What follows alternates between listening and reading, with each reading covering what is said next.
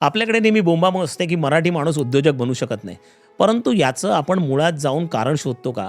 मराठी माणूस ढ आहे किंवा त्याला ज्ञान नाही, त्याच्याकडे कौशल्य नाही, त्याच्याकडे एक्सपर्टीज नाहीत, असं कारण नाही आहे.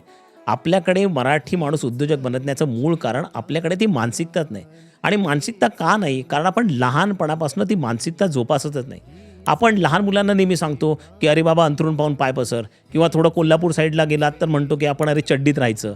अशा पद्धतीने सातत्याने आपण मुलांवरती आघात केले, तर ते कसे मोठे ड्रीम्स बघतील आणि मग ते थोडासा चाकोरी बाहेर जाण्याचा विचार देखील करत नाहीत. ते नोकरी शोधतात आणि तिथेच समाधान राहतात.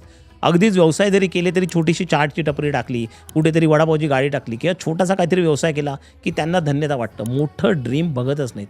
जोपर्यंत आपण मुलांना लहानपणापासून मोठी स्वप्न बघायला शिकवत नाही, तोपर्यंत आपल्याकडे मोठे स्टार्टअप घडणार नाहीत.